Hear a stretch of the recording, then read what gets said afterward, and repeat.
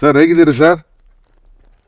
ಈಗ ಪರವಾಗಿಲ್ಲ, ಆರೋಗ್ಯ ಸುಧಾರಣೆ ಆಗ್ತಾ ಇದೆ. ಒಂದು ವಿಚಾರ ನಿಮಗೆ ನಾನು ತಿಳಿಸ್ಬೇಕು. ಈಗ ನಾನು ನಿನ್ನೆ ಕೇರಳಕ್ಕೆ ಹೋಗಿದ್ದೇನೆ. ಕೇರಳಲ್ಲಿ 20-20 ಗೆಲ್ತೀವಿ. ಎಲ್ಲ ಸಾಧ್ಯತೆ ಇದೆ. ಕೇರಳದಲ್ಲಿ, ತಮಿಳುನಾಡಿನಲ್ಲಿ ಭಾರತೀಯ ಜನತಾ ಪಕ್ಷದವರು ಒಂದು ಸ್ಥಾನನೂ ಕೂಡ ಗೆಲ್ಲಲ್ಲ. ಪಾಂಡಿಚೇರಿ ಇಲ್ಲ, ಆಂಧ್ರ ಇಲ್ಲ. ಹೌದು, ಆಂಧ್ರ ಇಲ್ಲ, ಕೇರಳ ಇಲ್ಲ, ತೆಲಂಗಾಣದಲ್ಲೂ ಕೂಡ ಕಡಿಮೆ. ತೆಲಂಗಾಣ ಒಂದು 12 ನಾವು ಬರ್ತೀವಿ ಅಂತ ನಮ್ಮವ್ರು ಹೇಳ್ತಾ ಇದ್ದಾರೆ. ಇಲ್ಲಿ ಕರ್ನಾಟಕ ನನ್ನ ಲೆಕ್ಕಾಚಾರ 20 ಸೀಟು ಈಗ ನಾವು ಮುಟ್ತೀವಿ. ಈಗ ನಾನು ಹೇಳ್ತಾ ಇದ್ದಲ್ಲ, ನಾನು ಯಾವಾಗಲೂ ಹೇಳ್ತಿದ್ದೆ ಈ ಸಾರಿ 15-20 ಗೆಲ್ಬೋದು ಅಂತ. ಈಗ ನಾವು ಪ್ರವಾಸ ಮಾಡಿ ಪ್ರಚಾರ ಮಾಡಿದ್ಮೇಲೆ ಗೊತ್ತಾಗ್ತಾ ಇದೆ 20ಕ್ಕಿಂತ ಜಾಸ್ತಿ ಗೆಲ್ತೀವಿ ನಾವು ಅಂತಕ್ಕಂಥ ವರದಿನೂ ಹಂಗ ಥರ ಬರ್ತಾ ಇದೆ. ಮತ್ತು ನಾವು ಕೂಡ ಜನರ ನಾಡಿ ಮಿಡ್ತ ನೋಡಿದಾಗ 20ಕ್ಕಿಂತ ಹೆಚ್ಚು ಸ್ಥಾನ ಗೆಲ್ತೀವಿ ಅಂತ ಅನ್ಸುತ್ತೆ. ಆಮೇಲೆ ಮೋದಿಯಲ್ಲಿ ಎಲ್ಲೂ ಕಾಣ್ತಾರ ಸರ್. ನವನೀತ್ ರಾಣಾ ಅಂತ ಹೇಳಿ ಬಿಜೆಪಿ ಕ್ಯಾಂಡಿಡೇಟು, ಅವ ಎಮ್ಮನೇ ಹೇಳಿರ್ತಕ್ಕಂಥದ್ದು, ಬಿಜೆಪಿ ಕ್ಯಾಂಡಿಡೇಟ್ ಹೇಳಿರ್ತಕ್ಕಂಥದ್ದು. ನಾವು ಹೇಳೋದಕ್ಕಿಂತ ಆ ಎಮ್ಮ ಹೇಳಿರ್ತಕ್ಕಂಥದ್ದು ಮೋದಿಯವರ ಅಲೆ ಇಲ್ಲ, ಅದರಿಂದ ನೀವು ಎಚ್ಚರಿಕೆಯಿಂದ ಕೆಲಸ ಮಾಡಬೇಕು ಅಂತ ಕಾರ್ಯಕರ್ತರಿಗೆ ಹೇಳಿದ್ದಾರೆ. ದಟ್ ಶೋಸ್ ಎಲ್ಲೂ ಕೂಡ ಇಡೀ ದೇಶದಲ್ಲಿ, ಮಹಾರಾಷ್ಟ್ರದಲ್ಲಿ ಇಲ್ಲ ಅಂತಂದ್ರೆ ಇಡೀ ದೇಶದಲ್ಲಿ ಇಲ್ಲ ಅಂತ ಆಗುತ್ತೆ. ಕರ್ನಾಟಕದಲ್ಲಿ ಇಲ್ವೇ ಇಲ್ಲ, ಬೇರೆ ಕಡೆನೂ ಕೂಡ ಮೋದಿ ಅಲೆ ಇಲ್ಲ. ಆಮೇಲೆ ಶಿವಮೊಗ್ಗದಲ್ಲಿ ಮೋದಿ ಭಾಷಣ ನೀವು ಬಹುಶಃ ಅಬ್ಸರ್ವ್ ಮಾಡಿದ್ರೆ ಗೊತ್ತಿಲ್ಲ. ನನಗೆ ಊಟಕ್ಕಿಂತ ಅವ್ರು ಕೇಳಲಿಲ್ಲ, ಕ್ಯಾಂಡಿಡೇಟ್ಗಳ ಹೆಸರು ಹೇಳವ್ರೆ. ಬೇರೆ ಕಡೆ ನನಗೆ ಸ್ಟ್ರೆಂತ್ ಕೊಡಿ, ನನಗೆ ಇದು ಮಾಡಿ ಅಂತ ಹೇಳ್ತಾರೆ, ಅಲ್ಲಿ ಕ್ಯಾಂಡಿಡೇಟ್ಗಳ ಹೆಸರು ಹೇಳವ್ರೆ. ದಟ್ ಮೀನ್ಸ್ ಈ ಆಲ್ಸೋ ಹ್ಯಾಸ್ ಅಂಡರ್ಸ್ಟುಡ್. ಈಗ ಇದಕ್ಕೆ ಹೋಗಿದ್ದೆ ಸರ್, ಬೆಳಗಾಂಗೆ ನಾಮಿನೇಷನ್ ಫೇಲ್ ಮಾಡೋಕ್ಕೆ. ಆಮೇಲೆ ಶಿವಮೊಗ್ಗ ಹೋಗಿದ್ದೆ ನಿನ್ನೆ. ಶಿವಮೊಗ್ಗ ಬೆಳಗಾಂ ಎರಡು ಕವರ್ ಮಾಡಿದೆ. ಶಿವಮೊಗ್ಗದಲ್ಲಿ ಆ ಜನ ನೋಡಿದ್ರೆ ಯಾವ ಕಾರಣಕ್ಕೂ ಯಡಿಯೂರಪ್ಪನವ್ರ ಮಗ ಗೆಲ್ಲಕ್ಕೆ ಸಾಧ್ಯ ಇಲ್ಲ. ಬೆಳಗಾಮಲ್ಲೂ ಅಷ್ಟೇ, ಅವರ ಸಂಘಟನೆ, ಆ ಜನ ಬಂತು ಉತ್ಸಾಹ, ಆಮೇಲೆ ನಮ್ಮಲ್ಲಿ ಒಗ್ಗಟ್ಟು, ನಮ್ಮ ಬಿಗ್ ಸ್ಟ್ರೆಂತ್ ಒಂದು ಒಗ್ಗಟ್ಟು. ಸರ್, ಜಸ್ಟ್ ಒಂದು ಸಿಂಪಲ್ ಕ್ಯಾಲ್ಕುಲೇಷನ್ನು, ದೇಶದಲ್ಲಿ 300 ಜನ ಗೆದ್ದಿದ್ರು, 100 ಚಿಲ್ಲರೆ ಸೀಟ್ ಚೇಂಜ್ ಮಾಡೋರೆ. ಅವ್ರ ಕ್ಯಾಂಡಿಡೇಟ್ಗಳು ಚೆನ್ನಾಗಿದ್ರೆ ಯಾಕೆ ಚೇಂಜ್ ಮಾಡ್ತಿದ್ರು? See, there is a strong anti-incumbency against the MPs and also against the government. ಆ ಕಾರಣದಿಂದಲೇ ಇಡೀ ದೇಶದಲ್ಲಿ 100 ಜನರಿಗೂ ಹೆಚ್ಚು ಸಿಟ್ಟಿಂಗ್ MP ಗಳನ್ನು ಬದಲಾವಣೆ ಮಾಡಿರ್ತದೆ. ಕರ್ನಾಟಕದಲ್ಲೂ ಕೂಡ 13-14 ಜನರು ಬದಲಾವಣೆ ಮಾಡಿರೋದು ಅವರೆಲ್ಲರೂ ಸೋಲ್ತಾರೆ ಅನ್ನೋ ಕಾರಣಕ್ಕೋಸ್ಕರ ಬದಲಾವಣೆ ಮಾಡಿರೋದು. ಕೇಂದ್ರ ಸರ್ಕಾರಕ್ಕೆ ದೇರ್ ಆರ್ ಮೆನಿ ಚಾನಲ್ಸ್. ಅವರಿಗೆ ದೇಶದಲ್ಲಿ ಏನಾಗ್ತಾ ಇದೆ, MP ಗಳ ಮೇಲೆ ಯಾವ ಥರ ಆಂಟಿ ಇನ್ಕಂಬೆನ್ಸಿ ಇದೆ, ನಮ್ಮ ಸರ್ಕಾರದ ಮೇಲೆ ಯಾವ ಥರ ಅಭಿಪ್ರಾಯ ಇದೆ ಜನಗಳದು ಅನ್ನೋದು ಬೇಕಾದಷ್ಟು ಇದೆ.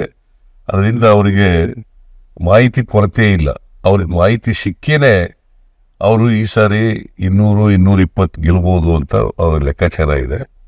BJP ಕಾರ್ಯಕರ್ತರಿಗೆ ಸ್ವತಃ ನರೇಂದ್ರ ಮೋದಿಯವರಿಗೆ ಗೊತ್ತಾಗಿದೆ, ಜನಗಳು ಅವರ ಅಭಿಪ್ರಾಯ ಏನು ಅಂತಕ್ಕಂಥದ್ದು ಗೊತ್ತಾಗಿದೆ.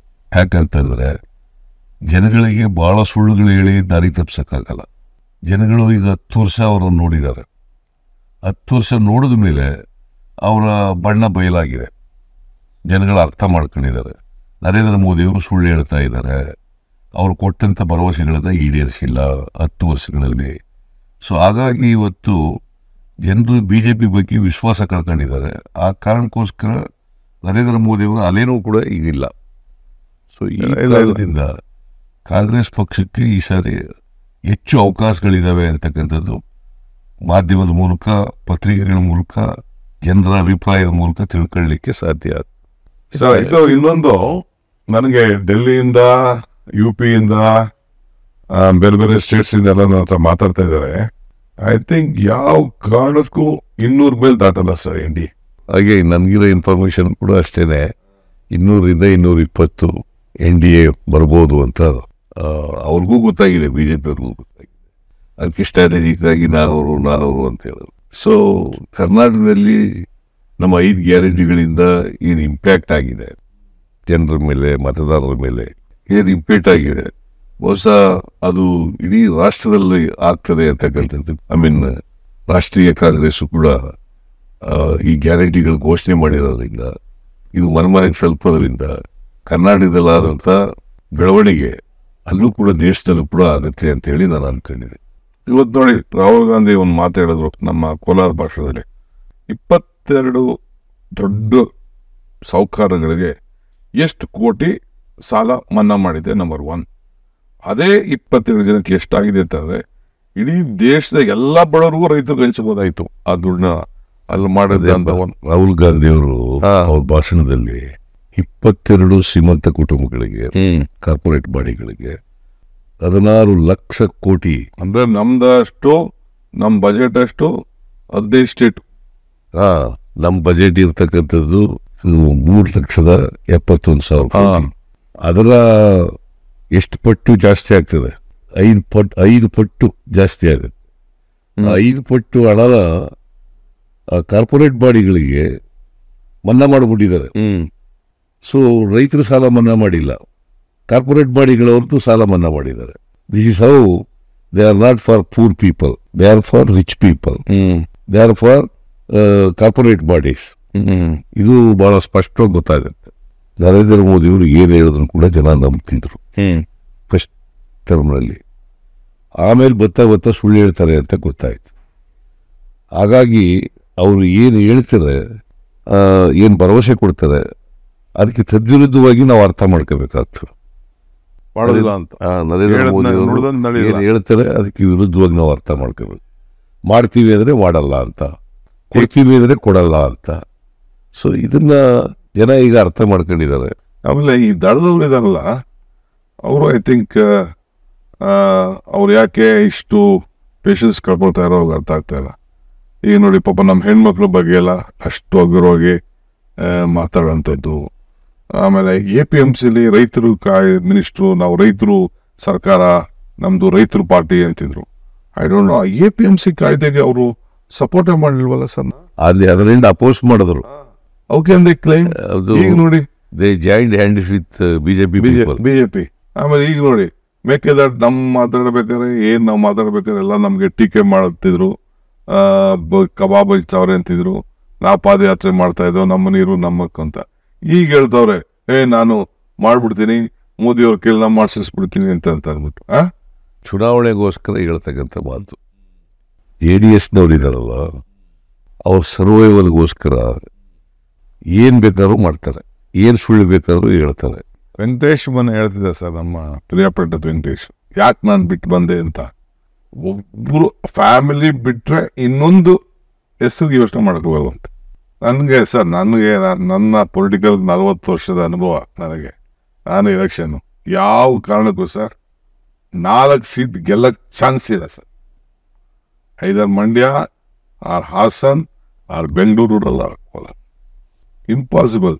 ಏನು ಆಯ್ತು, ಅವ್ರೇನೋ ಮಾಡ್ಕೊಂಡು ಹೋಗ್ಲಿ, ಬಟ್ ಅವ್ರ ಪಾರ್ಟಿ ಮುಂದಕ್ಕೆ, ಅವ್ರ ಪಾರ್ಟಿ ನನಗೇನೋ, ನಾನು ಆ ವರ್ಕರ್ಸ್ಗೂ ಪಾಪ ಅವ್ರಿಗೆ ಹೇಳ್ತಾ ಇದ್ದೀನಿ, ಯಾಕೆ ಸುಮ್ಮನೆ ವೇಸ್ಟ್ ಮಾಡ್ಕೊಳ್ತಾ ಇದ್ದೀರ, ಸುಮ್ಮನೆ ನಿಮ್ಮ ಟೈಮು ಬರೀ ಸ್ವಾರ್ಥಕ್ಕೆ ನಿಮ್ಮ ಪಾರ್ಟಿ ಉಪಯೋಗಿಸ್ಕೊಳ್ತಾರೆ, ನೀವು ಬದುಕೋದು ನೀವು ನೋಡಿ ಅಂತ ನಾನು ಎಲ್ಲ ಕಡೆ ಮಂಡ್ಯ, ರಾಮನಗರ, ನಮ್ಮ ಜಿಲ್ಲೆಯಲ್ಲಿ ಹಾಸನದವ್ರಿಗೆಲ್ಲ ಹೇಳ್ತಾ ಇದ್ದೀನಿ. ಪಾಪ ವರ್ಕರ್ಸ್ ಏನು ಮಾಡ್ತಾರೆ, ಹಳ್ಳಿಗಳಲ್ಲಿ ಬೆಳಗ್ಗೆ ಸಾಯಂಕಾಲ ಬಡದಾಡಿ ನಮ್ಮ ವಿರುದ್ಧ ಎಲ್ಲ ಓಡಾಡ್ಕೊಂಡಿದ್ದವರು.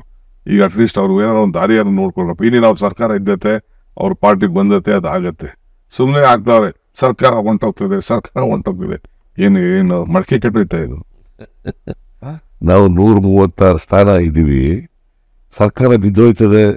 ದೇವೇಗೌಡ ಅಂತವ್ರು ಇಷ್ಟೊಂದು ಅನುಭವ ಇರ್ತಕ್ಕಂಥವ್ರು ಸರ್ಕಾರ ಬೀಳ್ತದೆ ಅಂತಕ್ಕಂಥ ಮಾತುಗಳು ಆಡ್ತಾ ಇರೋದಿದೆಯಲ್ಲ, ಅದು ಚುನಾವಣಾ ಗಿಮಿಕ್ಕು ಮತ್ತು ಸ್ಟ್ರಾಟಜಿ ಅಷ್ಟೇ. ಈಗ ಕರ್ನಾಟಕದಿಂದ 25 ಜನ MP ಗೆದ್ದರು. ಆಮೇಲೆ ಸುಮಲತಾ ಸೇರ್ಕೊಂಡ್ರು, 26 ಆಯಿತು. ಈಗ ಪ್ರಜ್ವಲ್ ರೇವಣ್ಣನೂ ಕೂಡ ಅವ್ರ ಜೊತೆ ಇದ್ದಾರೆ, 27 ಜನ ಆಯಿತು. ಒಂದು ದಿನ ಇಷ್ಟೆಲ್ಲ ಅನ್ಯಾಯಗಳಾಗ್ತಾ ಇದ್ರು ಕೂಡ ಕರ್ನಾಟಕಕ್ಕೆ ಒಬ್ಬ ಬಾಯಿ ಬಿಡಲಿಲ್ಲ, ಒಬ್ಬ ಲೋಕಸಭಾ ಸದಸ್ಯ ಬಾಯಿ ಬಿಡಲಿಲ್ಲ, ಎಕ್ಸೆಪ್ಟ್ DK ಸುರೇಶ್ ಬಿಟ್ಟರೆ ಇನ್ಯಾರು ಕೂಡ ಮಾತಾಡಲಿಲ್ಲ. ಅಂದರೆ ಇವರು ಯಾವ ಜನರನ್ನ ಪ್ರತಿನಿಧಿಸ್ತಾರೆ ಆ ಜನರ ಸಮಸ್ಯೆಗಳನ್ನು ಕೂಡ ಹೇಳ್ಕೊಳ್ತಕ್ಕಂಥ ಪ್ರಯತ್ನವನ್ನು ಮಾಡಲಿಲ್ಲ.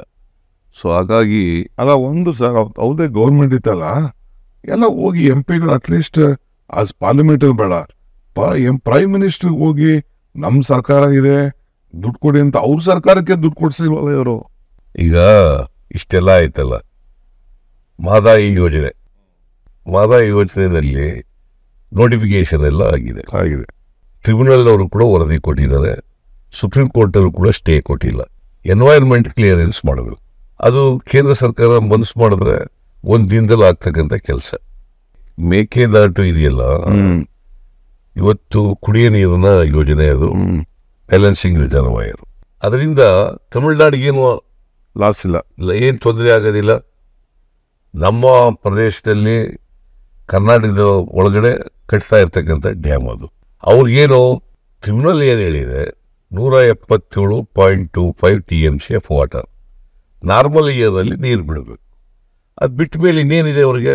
ನಾರ್ಮಲ್ ಇಯರ್ನಲ್ಲಿ 177.25 TMC ನೀರು ಬಿಟ್ಬಿಟ್ಟ ಮೇಲೆ ಅಷ್ಟು ಮಾತ್ರ ಕೇಳಲಿಕ್ಕೆ ಅವ್ರಿಗೆ ಹಕ್ಕಿರ್ತಕ್ಕಂಥದ್ದು. ನೀವು ಬ್ಯಾಲೆನ್ಸಿಂಗ್ ರಿಸರ್ವಾಯರ್ನೇ ಕಟ್ಟಬೇಡಿ ಅಂತ ಹೇಳೋದಿದೆಯಲ್ಲ, ಅದು ಕೇಂದ್ರ ಸರ್ಕಾರ ಅವ್ರ ಮಾತು ಕೇಳ್ಕೊಂಡು ಈಗ DMK ಅವ್ರಿಗೆ ವಿರುದ್ಧ ಇದ್ರೂ ಕೂಡ ನನಗೆ ಬಹಳ ಆಶ್ಚರ್ಯ ಆಗೋದು ಅಂತಂದರೆ, ಒಂದ್ಸಾರಿ ನಾನು ರೈತರದು ಮತ್ತು ಎಲ್ಲ ವಿರೋಧ ಪಕ್ಷದವ್ರದ್ದು ಎಲ್ಲ ಡೆಲಿಗೇಷನ್ ತಗೊಂಡೋಗಿದೆ ಪ್ರೈಮ್ ಮಿನಿಸ್ಟರ್, ಮಹದಾಯಿ ಯೋಜನೆ ಬಗ್ಗೆ ಮತ್ತು ಕೃಷ್ಣ ಇದ್ರ ಬಗ್ಗೆ ಎಲ್ಲ ತಗೊಂಡೋಗಿದ್ದೆ.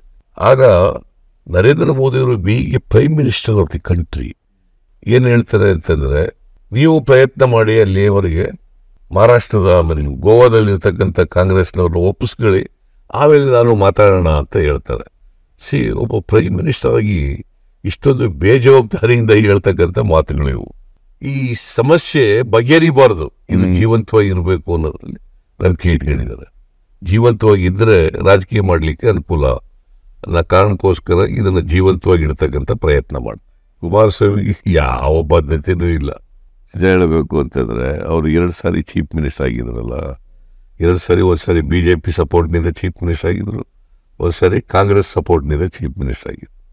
ಅವ್ರು ಪ್ರಧಾನಮಂತ್ರಿ ಆಗಿರೋದು ಕೂಡ ಕಾಂಗ್ರೆಸ್ನಿಂದ ಪ್ರಧಾನಮಂತ್ರಿ ಆಗಿದ್ದು ದೇವೇಗೌಡರು. ಉಪಕಾರ ಸ್ಮರಣೆ ಇಲ್ಲ, ಸ್ವಲ್ಪ ಆದ್ರೂ ಕೂಡ ಉಪಕಾರ ಸ್ಮರಣೆ ಇರಬೇಕಲ್ಲ. ಹೆಣ್ಮಕ್ಳು ಉಪಕಾರ ಸ್ಮರಣೆ ಇಲ್ಲ ಅವ್ರಿಗೆ. ಹೆಣ್ಮಕ್ಳಿಗೆ ಯಾರು ಮಾತಾಡ್ತಾರೆ? ಸುಸಂಸ್ಕೃತರು ಯಾರು ಕೂಡ ಈ ಥರ ಮಾತಾಡೋದಿಲ್ಲ. ದಾರಿ ತಪ್ಪಿಟ್ಟವರ ಹೆಣ್ಮಕ್ಳು ಅಂತಂದ್ರೆ ಏನರ್ಥ ಏನು?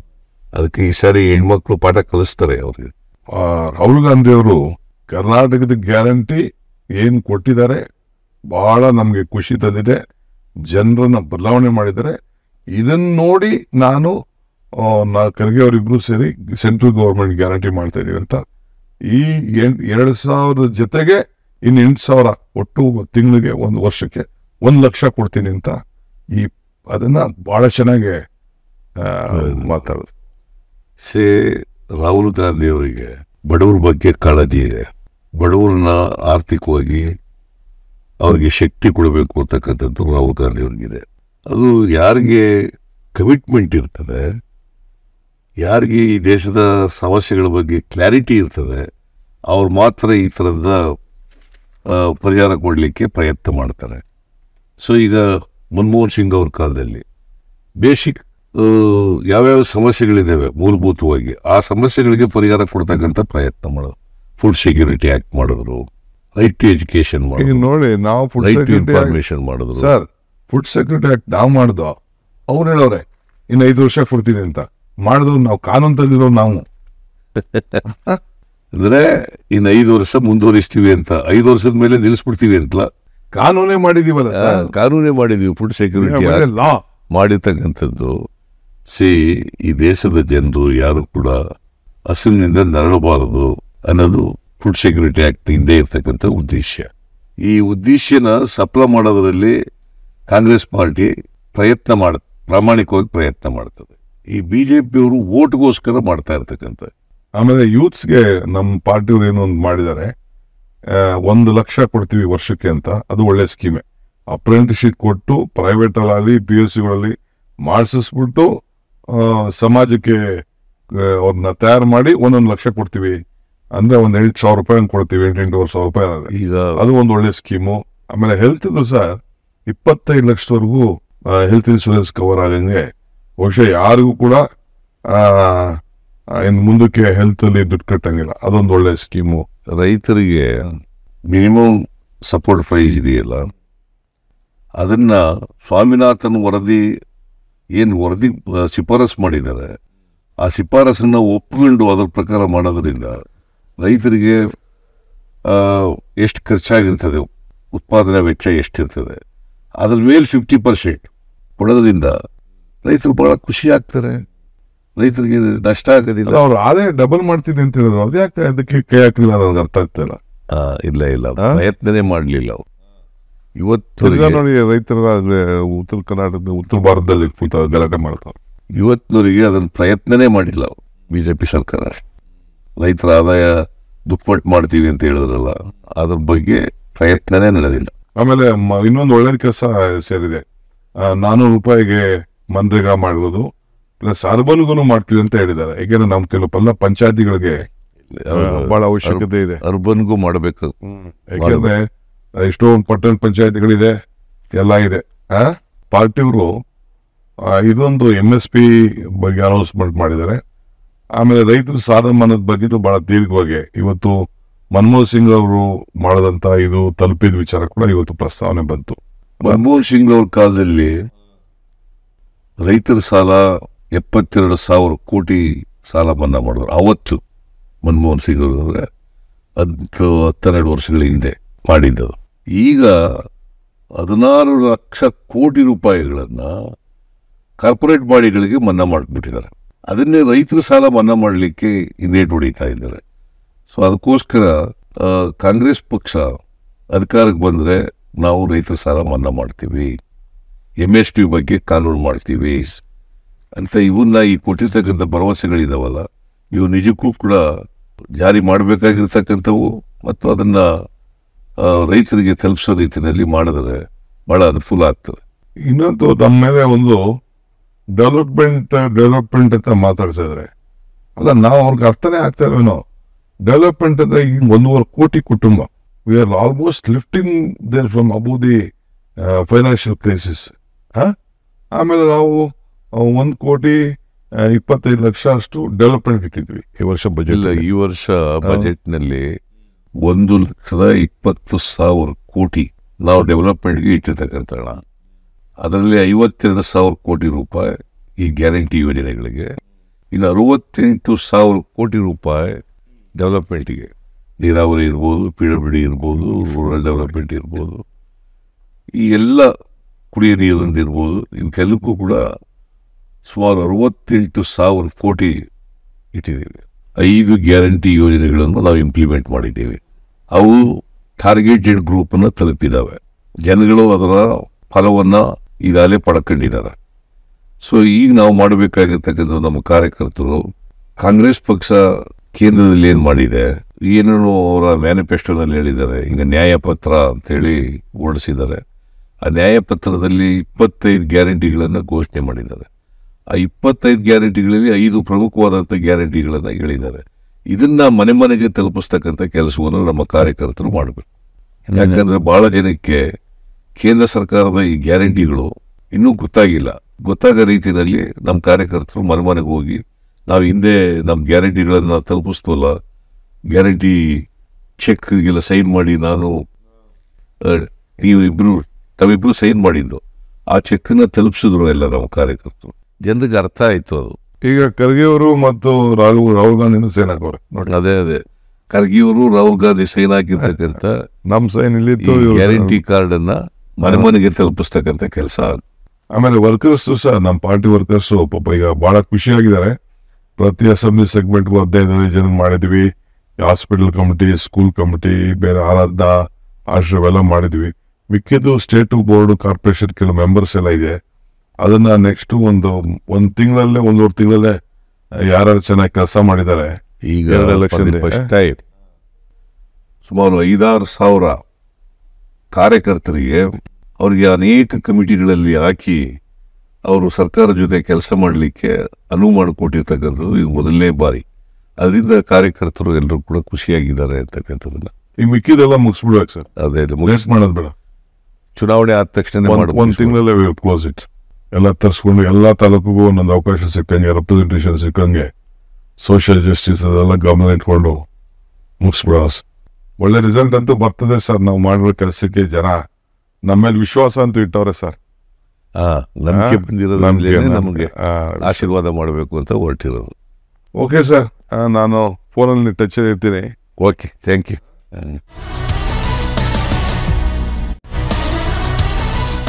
ಸರ್ ಹೇಗಿದ್ದೀರಿ ಸರ್? ಈಗ ಪರವಾಗಿಲ್ಲ, ಆರೋಗ್ಯ ಸುಧಾರಣೆ ಆಗ್ತಾ ಇದೆ. ಒಂದು ವಿಚಾರ ನಿಮಗೆ ನಾನು ತಿಳಿಸ್ಬೇಕು. ಈಗ ನಾನು ನಿನ್ನೆ ಕೇರಳಕ್ಕೆ ಹೋಗಿದ್ದೇನೆ. ಕೇರಳಲ್ಲಿ 20-20 ಗೆಲ್ತೀವಿ. ಎಲ್ಲ ಸಾಧ್ಯತೆ ಇದೆ. ಕೇರಳದಲ್ಲಿ, ತಮಿಳುನಾಡಿನಲ್ಲಿ ಭಾರತೀಯ ಜನತಾ ಪಕ್ಷದವರು 1 ಸ್ಥಾನನೂ ಕೂಡ ಗೆಲ್ಲಲ್ಲ. ಪಾಂಡಿಚೇರಿ ಇಲ್ಲ, ಆಂಧ್ರ ಇಲ್ಲ, ಹೌದು, ಆಂಧ್ರ ಇಲ್ಲ, ಕೇರಳ ಇಲ್ಲ, ತೆಲಂಗಾಣದಲ್ಲೂ ಕೂಡ ಕಡಿಮೆ. ತೆಲಂಗಾಣ ಒಂದು 12 ನಾವು ಬರ್ತೀವಿ ಅಂತ ನಮ್ಮವ್ರು ಹೇಳ್ತಾ ಇದ್ದಾರೆ. ಇಲ್ಲಿ ಕರ್ನಾಟಕ ನನ್ನ ಲೆಕ್ಕಾಚಾರ 20 ಸೀಟು ಈಗ ನಾವು ಮುಟ್ತೀವಿ. ಈಗ ನಾನು ಹೇಳ್ತಾ ಇದ್ದಲ್ಲ, ನಾನು ಯಾವಾಗಲೂ ಹೇಳ್ತಿದ್ದೆ ಈ ಸಾರಿ 15-20 ಗೆಲ್ಬೋದು ಅಂತ. ಈಗ ನಾವು ಪ್ರವಾಸ ಮಾಡಿ ಪ್ರಚಾರ ಮಾಡಿದ್ಮೇಲೆ ಗೊತ್ತಾಗ್ತಾ ಇದೆ 20ಕ್ಕಿಂತ ಜಾಸ್ತಿ ಗೆಲ್ತೀವಿ ನಾವು ಅಂತಕ್ಕಂಥ ವರದಿನೂ ಹಂಗ ಥರ ಬರ್ತಾ ಇದೆ. ಮತ್ತು ನಾವು ಕೂಡ ಜನರ ನಾಡಿ ಮಿಡ್ತ ನೋಡಿದಾಗ 20ಕ್ಕಿಂತ ಹೆಚ್ಚು ಸ್ಥಾನ ಗೆಲ್ತೀವಿ ಅಂತ ಅನ್ಸುತ್ತೆ. ಆಮೇಲೆ ಮೋದಿಯಲ್ಲಿ ಎಲ್ಲೂ ಕಾಣ್ತಾರ ಸರ್. ನವನೀತ್ ರಾಣಾ ಅಂತ ಹೇಳಿ ಬಿಜೆಪಿ ಕ್ಯಾಂಡಿಡೇಟು, ಅವ ಎಮ್ಮನೇ ಹೇಳಿರ್ತಕ್ಕಂಥದ್ದು, ಬಿಜೆಪಿ ಕ್ಯಾಂಡಿಡೇಟ್ ಹೇಳಿರ್ತಕ್ಕಂಥದ್ದು. ನಾವು ಹೇಳೋದಕ್ಕಿಂತ ಆ ಎಮ್ಮ ಹೇಳಿರ್ತಕ್ಕಂಥದ್ದು ಮೋದಿಯವರ ಅಲೆ ಇಲ್ಲ, ಅದರಿಂದ ನೀವು ಎಚ್ಚರಿಕೆಯಿಂದ ಕೆಲಸ ಮಾಡಬೇಕು ಅಂತ ಕಾರ್ಯಕರ್ತರಿಗೆ ಹೇಳಿದ್ದಾರೆ.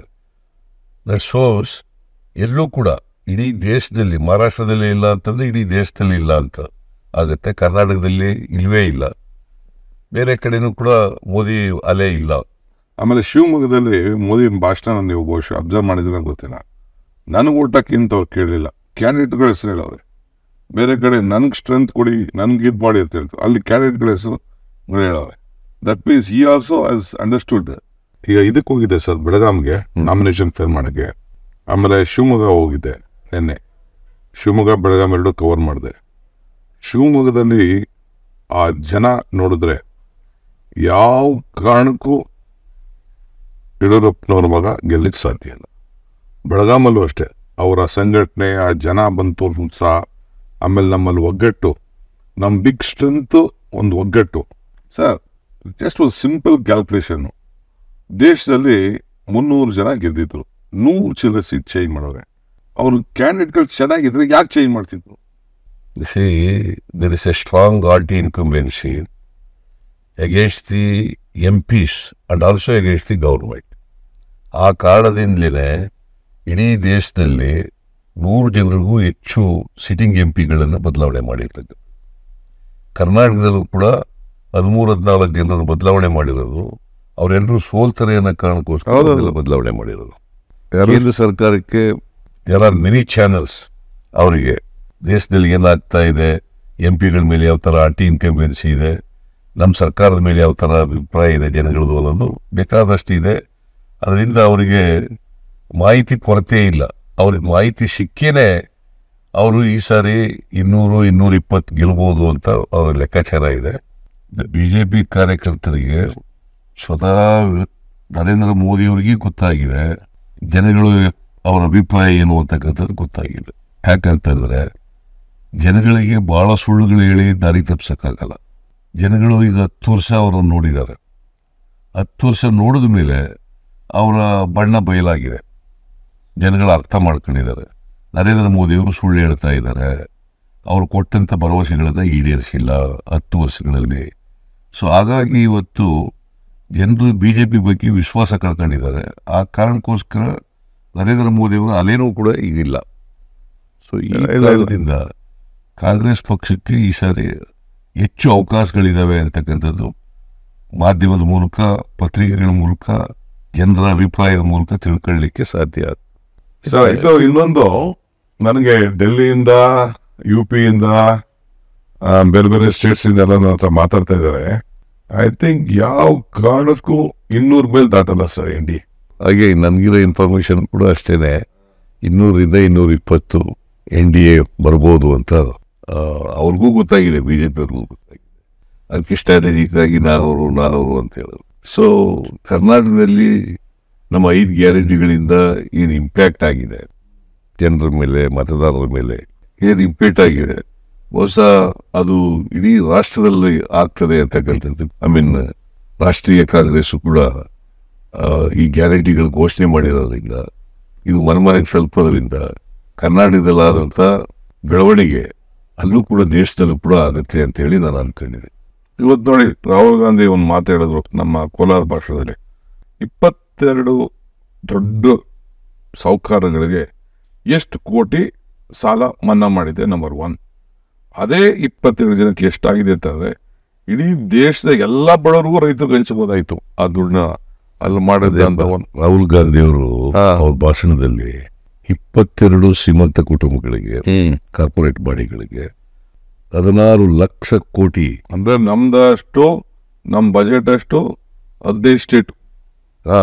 ನಮ್ಮ ಬಜೆಟ್ ಇರ್ತಕ್ಕಂಥದ್ದು 3,71,000. ಅದರ ಎಷ್ಟು ಪಟ್ಟು ಜಾಸ್ತಿ ಆಗ್ತದೆ? 5 ಪಟ್ಟು ಜಾಸ್ತಿ ಆಗುತ್ತೆ.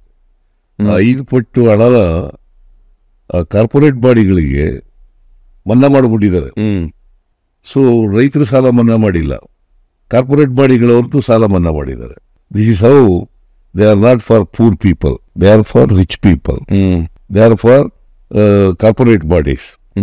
ಇದು ಬಹಳ ಸ್ಪಷ್ಟವಾಗಿ ಗೊತ್ತಾಗುತ್ತೆ. ನರೇಂದ್ರ ಮೋದಿ ಅವರು ಏನು ಹೇಳಿದ್ರು ಕೂಡ ಜನ ನಂಬ್ತಿದ್ರು ಫಸ್ಟ್ ಟರ್ಮ್ನಲ್ಲಿ. ಆಮೇಲೆ ಬತ್ತಾ ಸುಳ್ಳು ಹೇಳ್ತಾರೆ ಅಂತ ಗೊತ್ತಾಯ್ತು. ಹಾಗಾಗಿ ಅವರು ಏನು ಹೇಳ್ತಾರೆ, ಏನು ಭರವಸೆ ಕೊಡ್ತಾರೆ, ಅದಕ್ಕೆ ತದ್ವಿರುದ್ಧವಾಗಿ ನಾವು ಅರ್ಥ ಮಾಡ್ಕೋಬೇಕಾಗ್ತದೆ. ನರೇಂದ್ರ ಮೋದಿ ಅವರು ಏನು ಹೇಳ್ತಾರೆ ಅದಕ್ಕೆ ವಿರುದ್ಧವಾಗಿ ನಾವು ಅರ್ಥ ಮಾಡ್ಕೋಬೇಕು. ಮಾಡ್ತೀವಿ ಅಂದರೆ ಮಾಡಲ್ಲ ಅಂತ, ಕೊಡ್ತೀವಿ ಅಂದರೆ ಕೊಡಲ್ಲ ಅಂತ. ಸೊ ಇದನ್ನ ಜನ ಈಗ ಅರ್ಥ ಮಾಡ್ಕೊಂಡಿದ್ದಾರೆ. ಆಮೇಲೆ ಈ ದಳದವ್ರು ಇದಾರಲ್ಲ, ಅವರು ಐ ಥಿಂಕ್ ಅವ್ರು ಯಾಕೆ ಇಷ್ಟು ಪೇಷನ್ಸ್ ಕಳ್ಕೊಳ್ತಾ ಇರೋ ಅರ್ಥ ಆಗ್ತಾ ಇಲ್ಲ. ಈಗ ನೋಡಿ, ಪಾಪ ನಮ್ಮ ಹೆಣ್ಮಕ್ಳ ಬಗ್ಗೆ ಎಲ್ಲ ಅಷ್ಟು ಅಗ್ರವಾಗಿ ಮಾತಾಡೋಂಥದ್ದು. ಆಮೇಲೆ APMCಲಿ ರೈತರು ಮಿನಿಸ್ಟ್ರು, ನಾವು ರೈತರು ಸರ್ಕಾರ, ನಮ್ದು ರೈತರು ಪಾರ್ಟಿ ಅಂತಿದ್ರು. ಐ ಡೋಂಟ್ ನೋ, APMC ಕಾಯ್ದೆಗೆ ಅವರು ಸಪೋರ್ಟ್ ಮಾಡಲಿಲ್ವಲ್ಲ ಸರ್? ಅದರಿಂದ ಅಪೋಸ್ ಮಾಡಿದ್ರು. ಓಕೆ ಅಂದೆ ಕ್ಲೈಮ್. ಈಗ ನೋಡಿ, they joint hands with BJP. ಆಮೇಲೆ ಈಗ ನೋಡಿ, ಮೇಕೆದಾಟು ನಾವು ಮಾತಾಡ್ಬೇಕಾದ್ರೆ ಎಲ್ಲ ನಮ್ಗೆ ಟೀಕೆ ಮಾಡುತ್ತಿದ್ರು, ಕಬಾಬ್ ಹಚ್ಚವ್ರೆ ಅಂತಿದ್ರು, ನಾವು ಪಾದಯಾತ್ರೆ ಮಾಡ್ತಾ ಇದ್ದೋ ನಮ್ಮ ನೀರು ನಮ್ಮಕ್ಕ ಅಂತ. ಈಗ ಹೇಳ್ತವ್ರೆ, ನಾನು ಮಾಡ್ಬಿಡ್ತೀನಿ, ಮೋದಿ ಅವ್ರ ಕೇಳಿ ನಾವು ಮಾಡಿಸ್ಬಿಡ್ತೀನಿ ಅಂತ ಅಂದ್ಬಿಟ್ಟು ಚುನಾವಣೆಗೋಸ್ಕರ ಹೇಳ್ತಕ್ಕಂಥ ಮಾತು. JDSನವ್ರು ಇದಾರಲ್ಲ, ಅವ್ರ ಸರ್ವೈವಲ್ಗೋಸ್ಕರ ಏನ್ ಬೇಕಾದ್ರೂ ಮಾಡ್ತಾರೆ, ಏನ್ ಸುಳ್ಳು ಬೇಕಾದ್ರೂ ಹೇಳ್ತಾರೆ. ವೆಂಕಟೇಶ್ ಹೇಳ್ತಿದ್ದ ಸರ್, ನಮ್ಮ ಪ್ರಿಯಾಪಟ್ಟದ ವೆಂಕಟೇಶ್, ಯಾಕೆ ನಾನು ಬಿಟ್ಟು ಬಂದೆ ಅಂತ.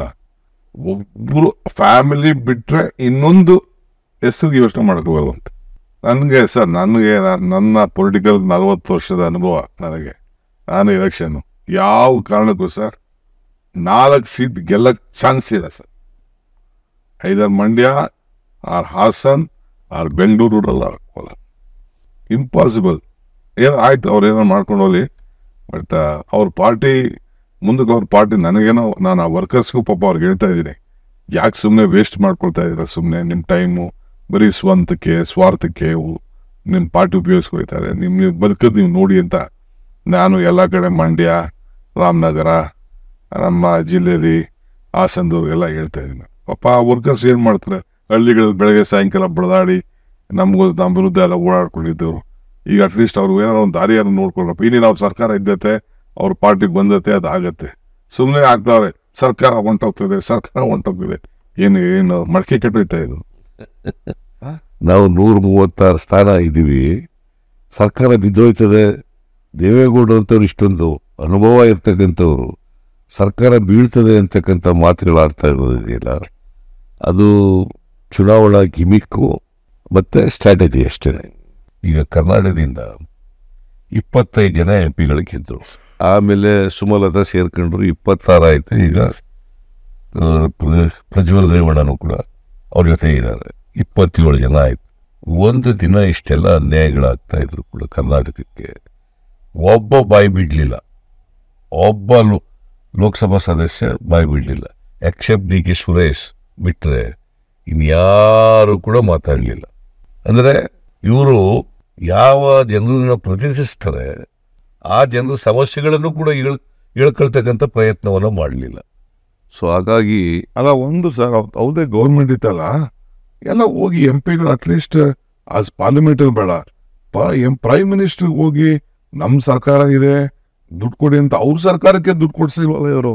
ಈಗ ಇಷ್ಟೆಲ್ಲ ಆಯ್ತಲ್ಲ, ಮಹದಾಯಿ ಯೋಜನೆಯಲ್ಲಿ ನೋಟಿಫಿಕೇಶನ್ ಎಲ್ಲ ಆಗಿದೆ.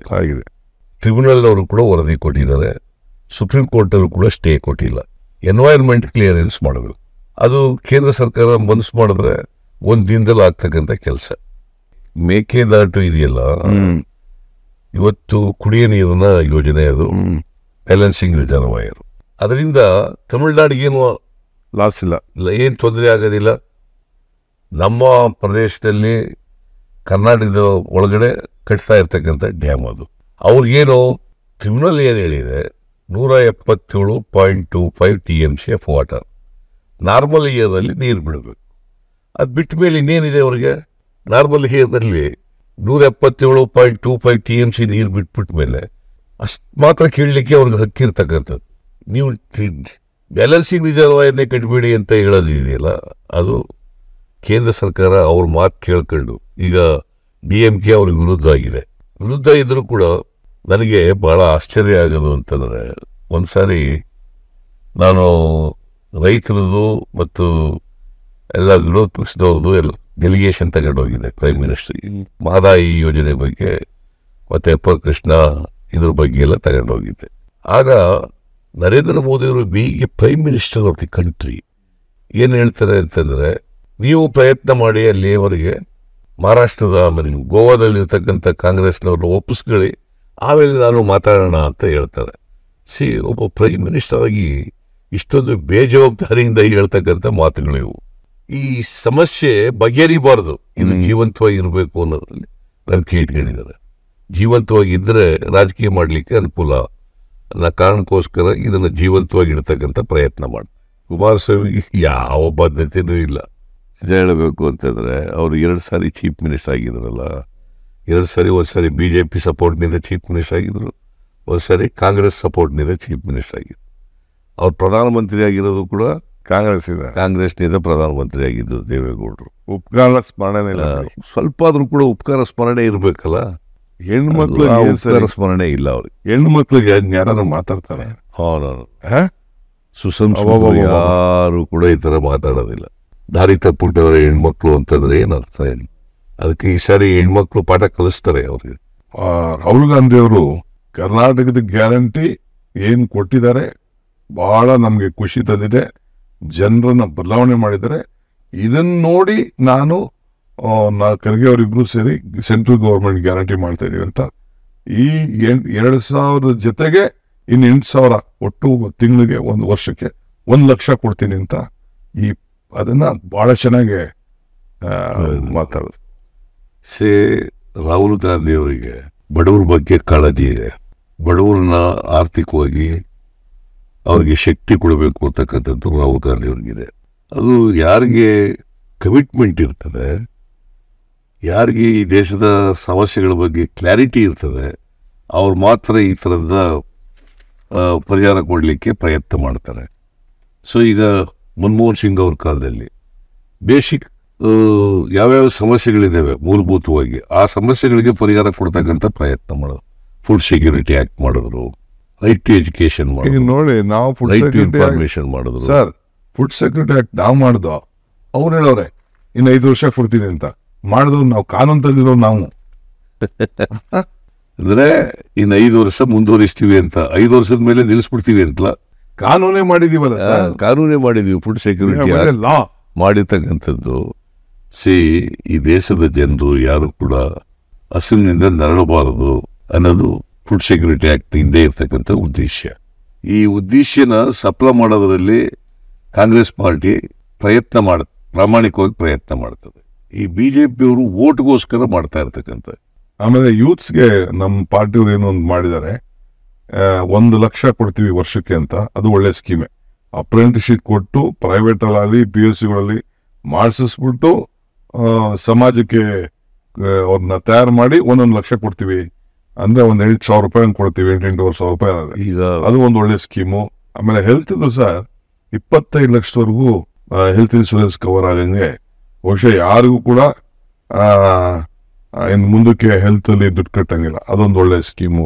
ರೈತರಿಗೆ ಮಿನಿಮಮ್ ಸಪೋರ್ಟ್ ಪ್ರೈಸ್ ಇದೆಯಲ್ಲ, ಅದನ್ನ ಸ್ವಾಮಿನಾಥನ್ ವರದಿ ಶಿಫಾರಸ್ ಮಾಡಿದ್ದಾರೆ. ಆ ಶಿಫಾರಸನ್ನ ಒಪ್ಪಿಕೊಂಡು ಅದರ ಪ್ರಕಾರ ಮಾಡೋದ್ರಿಂದ ರೈತರಿಗೆ ಎಷ್ಟು ಖರ್ಚಾಗಿರ್ತದೆ, ಉತ್ಪಾದನಾ ವೆಚ್ಚ ಎಷ್ಟಿರ್ತದೆ, ಅದ್ರ ಮೇಲೆ 50% ಕೊಡೋದ್ರಿಂದ ರೈತರು ಬಹಳ ಖುಷಿ ಆಗ್ತಾರೆ, ರೈತರಿಗೆ ನಷ್ಟ ಆಗೋದಿಲ್ಲ. ಅವ್ರು ಆದಾಯ ಡಬಲ್ ಮಾಡ್ತೀನಿ ಅಂತ ಹೇಳಿದ್ರು, ಅದ್ಯಾಕೆ ಅದಕ್ಕೆ ಕೈ ಹಾಕಲಿಲ್ಲ ನನಗೆ ಅರ್ಥ ಆಗ್ತಿಲ್ಲ. ಇಲ್ಲ ಪ್ರಯತ್ನನೇ ಮಾಡಲಿಲ್ಲ ಅವರು. ಇವತ್ತು ನೋಡಿ ರೈತರ ಉತ್ತರ ಕರ್ನಾಟಕದ ಉತ್ತರ ಭಾರತದಲ್ಲಿ ಗಲಾಟೆ ಮಾಡ್ತಾರೆ. ಇವತ್ತಿನವರಿಗೆ ಅದನ್ನು ಪ್ರಯತ್ನನೇ ಮಾಡಿಲ್ಲ BJP ಸರ್ಕಾರ. ರೈತರ ಆದಾಯ ದುಪ್ಪಟ್ಟು ಮಾಡ್ತೀವಿ ಅಂತ ಹೇಳಿದ್ರಲ್ಲ, ಅದ್ರ ಬಗ್ಗೆ ಪ್ರಯತ್ನನೇ ನಡೆದಿಲ್ಲ. ಆಮೇಲೆ ಇನ್ನೊಂದು ಒಳ್ಳೆ ಕೆಲಸ ಸೇರಿದೆ, 400 ರೂಪಾಯಿಗೆ ಮನ್ರೇಗಾ ಮಾಡುವುದು ಪ್ಲಸ್ ಅರ್ಬನ್ಗೂ ಮಾಡ್ತೀವಿ ಅಂತ ಹೇಳಿದ್ದಾರೆ. ಯಾಕೆಂದ್ರೆ ನಮ್ ಕೆಲವು ಪಂಚಾಯತಿಗಳಿಗೆ ಬಹಳ ಅವಶ್ಯಕತೆ ಇದೆ, ಅರ್ಬನ್ಗೂ ಮಾಡಬೇಕು. ಯಾಕೆಂದ್ರೆ ಎಷ್ಟೊಂದು ಪಟ್ಟಣ ಪಂಚಾಯತಿಗಳಿದೆ, ಎಲ್ಲ ಇದೆ. ಪಾರ್ಟಿಯವರು ಇದೊಂದು MSP ಬಗ್ಗೆ ಅನೌನ್ಸ್ಮೆಂಟ್ ಮಾಡಿದ್ದಾರೆ. ಆಮೇಲೆ ರೈತರ ಸಾಲ ಮನ್ನದ ಬಗ್ಗೆ ಬಹಳ ದೀರ್ಘವಾಗಿ ಇವತ್ತು ಮನಮೋಹನ್ ಸಿಂಗ್ ಅವರು ಮಾಡದಂತ ಇದು ತಲುಪಿದ ವಿಚಾರ ಕೂಡ ಇವತ್ತು ಪ್ರಸ್ತಾವನೆ ಬಂತು. ಮನಮೋಹನ್ ಸಿಂಗ್ ಅವ್ರ ಕಾಲದಲ್ಲಿ ರೈತರ ಸಾಲ 72,000 ಕೋಟಿ ಸಾಲ ಮನ್ನಾ ಮಾಡಿದ್ರು. ಅವತ್ತು ಮನಮೋಹನ್ ಸಿಂಗ್ ಅವರು ಅಂದ್ರೆ 12 ವರ್ಷಗಳ ಹಿಂದೆ ಮಾಡಿದ್ದು. ಈಗ 16 ಲಕ್ಷ ಕೋಟಿ ರೂಪಾಯಿಗಳನ್ನ ಕಾರ್ಪೊರೇಟ್ ಬಾಡಿಗಳಿಗೆ ಮನ್ನಾ ಮಾಡಿಬಿಟ್ಟಿದ್ದಾರೆ. ಅದನ್ನೇ ರೈತರ ಸಾಲ ಮನ್ನಾ ಮಾಡಲಿಕ್ಕೆ ಹಿಂದೇಟು ಹೊಡಿತಾ ಇದ್ದಾರೆ. ಸೊ ಅದಕ್ಕೋಸ್ಕರ ಕಾಂಗ್ರೆಸ್ ಪಕ್ಷ ಅಧಿಕಾರಕ್ಕೆ ಬಂದರೆ ನಾವು ರೈತರ ಸಾಲ ಮನ್ನಾ ಮಾಡ್ತೀವಿ, MSP ಬಗ್ಗೆ ಕಾನೂನು ಮಾಡ್ತೀವಿ ಅಂತ ಇವನ್ನ ಈ ಕೊಟ್ಟಿರ್ತಕ್ಕಂಥ ಭರವಸೆಗಳಿದಾವಲ್ಲ, ಇವು ನಿಜಕ್ಕೂ ಕೂಡ ಜಾರಿ ಮಾಡಬೇಕಾಗಿರ್ತಕ್ಕಂಥವು ಮತ್ತು ಅದನ್ನು ರೈತರಿಗೆ ತಲುಪಿಸೋ ರೀತಿಯಲ್ಲಿ ಮಾಡಿದ್ರೆ ಬಹಳ ಅನುಕೂಲ ಆಗ್ತದೆ. ಇನ್ನೊಂದು ನಮ್ಮ ಮೇಲೆ ಒಂದು ಡೆವಲಪ್ಮೆಂಟ್ ಅಂತ ಮಾತಾಡ್ಸಿದ್ರೆ ಅಲ್ಲ, ನಾವು ಅವ್ರಿಗೆ ಅರ್ಥನೇ ಆಗ್ತಾ ಇರೋನೋ. ಡೆವಲಪ್ಮೆಂಟ್ ಅಂದ್ರೆ ಈಗ 1.5 ಕೋಟಿ ಕುಟುಂಬ, we are almost lifting there from above the financial crisis. ಆಮೇಲೆ ನಾವು 1,25,00,000 ಅಷ್ಟು ಡೆವಲಪ್ಮೆಂಟ್ ಇಟ್ಟಿದ್ವಿ ಈ ವರ್ಷ ಬಜೆಟ್. ಇಲ್ಲ, ಈ ವರ್ಷ ಬಜೆಟ್ನಲ್ಲಿ 1,20,000 ಕೋಟಿ ನಾವು ಡೆವಲಪ್ಮೆಂಟ್ಗೆ ಇಟ್ಟಿರ್ತಕ್ಕಂಥ ಹಣ. ಅದರಲ್ಲಿ 52,000 ಕೋಟಿ ರೂಪಾಯಿ ಈ ಗ್ಯಾರಂಟಿ ಯೋಜನೆಗಳಿಗೆ, ಇನ್ನು 68,000 ಕೋಟಿ ರೂಪಾಯಿ ಡೆವಲಪ್ಮೆಂಟಿಗೆ. ನೀರಾವರಿ ಇರ್ಬೋದು, PWD ಇರ್ಬೋದು, ರೂರಲ್ ಡೆವಲಪ್ಮೆಂಟ್ ಇರ್ಬೋದು, ಈ ಎಲ್ಲ ಕುಡಿಯೋ ನೀರಿಂದ ಇರ್ಬೋದು, ಇವಕ್ಕೆಲ್ಲಕ್ಕೂ ಕೂಡ ಸುಮಾರು 68,000 ಕೋಟಿ ಇಟ್ಟಿದ್ದೀವಿ. 5 ಗ್ಯಾರಂಟಿ ಯೋಜನೆಗಳನ್ನು ನಾವು ಇಂಪ್ಲಿಮೆಂಟ್ ಮಾಡಿದ್ದೀವಿ. ಅವು ಟಾರ್ಗೆಟೆಡ್ ಗ್ರೂಪನ್ನು ತಲುಪಿದ್ದಾವೆ. ಜನಗಳು ಅದರ ಫಲವನ್ನು ಈಗಾಗಲೇ ಪಡ್ಕೊಂಡಿದ್ದಾರೆ. ಸೊ ಈಗ ನಾವು ಮಾಡಬೇಕಾಗಿರ್ತಕ್ಕಂಥ ನಮ್ಮ ಕಾರ್ಯಕರ್ತರು, ಕಾಂಗ್ರೆಸ್ ಪಕ್ಷ ಕೇಂದ್ರದಲ್ಲಿ ಏನು ಮಾಡಿದೆ, ಏನೇನು ಅವರ ಮ್ಯಾನಿಫೆಸ್ಟೋದಲ್ಲಿ ಹೇಳಿದ್ದಾರೆ. ಈಗ ನ್ಯಾಯಪತ್ರ ಅಂತೇಳಿ ಹೊರಡಿಸಿದ್ದಾರೆ. ಆ ನ್ಯಾಯಪತ್ರದಲ್ಲಿ 25 ಗ್ಯಾರಂಟಿಗಳನ್ನು ಘೋಷಣೆ ಮಾಡಿದ್ದಾರೆ. ಆ 25 ಗ್ಯಾರಂಟಿಗಳಲ್ಲಿ 5 ಪ್ರಮುಖವಾದಂಥ ಗ್ಯಾರಂಟಿಗಳನ್ನು ಹೇಳಿದ್ದಾರೆ. ಇದನ್ನ ಮನೆ ಮನೆಗೆ ತಲುಪಿಸ್ತಕ್ಕಂಥ ಕೆಲಸವನ್ನು ನಮ್ಮ ಕಾರ್ಯಕರ್ತರು ಮಾಡಬೇಕು. ಯಾಕಂದ್ರೆ ಬಹಳ ಜನಕ್ಕೆ ಕೇಂದ್ರ ಸರ್ಕಾರದ ಈ ಗ್ಯಾರಂಟಿಗಳು ಇನ್ನೂ ಗೊತ್ತಾಗೋ ರೀತಿಯಲ್ಲಿ ನಮ್ಮ ಕಾರ್ಯಕರ್ತರು ಮನೆ ಮನೆಗೆ ಹೋಗಿ, ನಾವು ಹಿಂದೆ ನಮ್ಮ ಗ್ಯಾರಂಟಿಗಳನ್ನು ತಲುಪಿಸ್ತವಲ್ಲ, ಗ್ಯಾರಂಟಿ ಚೆಕ್ಗೆಲ್ಲ ಸೈನ್ ಮಾಡಿ ತಾವಿಬ್ರು ಸೈನ್ ಮಾಡಿದ್ದು, ಆ ಚೆಕ್ನ ತಲುಪಿಸಿದ್ರು ಎಲ್ಲ ನಮ್ಮ ಕಾರ್ಯಕರ್ತರು. ಜನರಿಗೆ ಅರ್ಥ ಆಯ್ತು ಅದು. ಈಗ ಖರ್ಗೆ ಅವರು ಮತ್ತು ರಾಹುಲ್ ಗಾಂಧಿನೂ ಸೈನ್ ಹಾಕೋರೆ ನೋಡಿ. ಅದೇ ಖರ್ಗೆಯವರು ರಾಹುಲ್ ಗಾಂಧಿ ಸೈನ್ ಹಾಕಿರ್ತಕ್ಕಂಥ ನಮ್ ಸೈನ್ ಇಲ್ಲಿತ್ತು ಗ್ಯಾರಂಟಿ ಕಾರ್ಡ್ ಅನ್ನ ಮನೆ ಮನೆಗೆ ತಲುಪಿಸ್ತಕ್ಕಂಥ ಕೆಲಸ. ಆಮೇಲೆ ವರ್ಕರ್ಸ್ ಸಹ ನಮ್ಮ ಪಾರ್ಟಿ ವರ್ಕರ್ಸ್ ಪಾಪ ಈಗ ಬಹಳ ಖುಷಿಯಾಗಿದ್ದಾರೆ. ಪ್ರತಿ ಅಸೆಂಬ್ಲಿ ಸೆಗ್ಮೆಂಟ್ಗೂ 15 ಜನ ಮಾಡಿದ್ವಿ. ಹಾಸ್ಪಿಟಲ್ ಕಮಿಟಿ, ಸ್ಕೂಲ್ ಕಮಿಟಿ, ಬೇರೆ ಆರಾಧನಾ ಆಶ್ರಮ ಎಲ್ಲ ಮಾಡಿದ್ವಿ. ಮಿಕ್ಕಿದ್ದು ಸ್ಟೇಟ್ ಬೋರ್ಡ್, ಕಾರ್ಪೊರೇಷನ್ ಕೆಲವು ಮೆಂಬರ್ಸ್ ಎಲ್ಲ ಇದೆ. ಅದನ್ನ ನೆಕ್ಸ್ಟ್ ಒಂದು ತಿಂಗಳಲ್ಲೇ 1.5 ತಿಂಗಳಲ್ಲೇ ಯಾರು ಚೆನ್ನಾಗಿ ಕೆಲಸ ಮಾಡಿದ್ದಾರೆ. ಈಗ ಸುಮಾರು 5,000 ಕಾರ್ಯಕರ್ತರಿಗೆ ಅವ್ರಿಗೆ ಅನೇಕ ಕಮಿಟಿಗಳಲ್ಲಿ ಹಾಕಿ ಅವರು ಸರ್ಕಾರ ಜೊತೆ ಕೆಲಸ ಮಾಡಲಿಕ್ಕೆ ಅನುವು ಮಾಡಿಕೊಟ್ಟಿರ್ತಕ್ಕಂಥದ್ದು ಇದು ಮೊದಲನೇ ಬಾರಿ.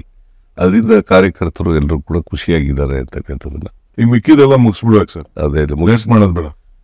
ಚುನಾವಣೆ ಆದ ತಕ್ಷಣ ಒಂದು ತಿಂಗಳಲ್ಲೇ ವಿಲ್ ಕ್ಲೋಸ್ ಇಟ್.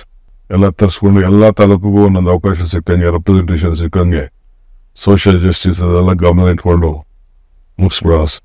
ಒಳ್ಳೆ ರಿಸಲ್ಟ್ ಅಂತೂ ಬರ್ತದೆ ಸರ್. ನಾವು ಮಾಡಿರೋ ಕೆಲಸಕ್ಕೆ ಜನ ನಮ್ಮ ಮೇಲೆ ವಿಶ್ವಾಸ ಅಂತೂ ಇಟ್ಟವ್ರೆ ಸರ್. ನಂಬಿಕೆ ಬಂದಿರೋದ್ರಿಂದ ನಮಗೆ ಆಶೀರ್ವಾದ ಮಾಡಬೇಕು ಅಂತ ಹೊರಟಿರೋದು. ಓಕೆ ಸರ್, ನಾನು ಫೋನಲ್ಲಿ ಟಚ್ ಇರ್ತೀನಿ. Okay, thank you.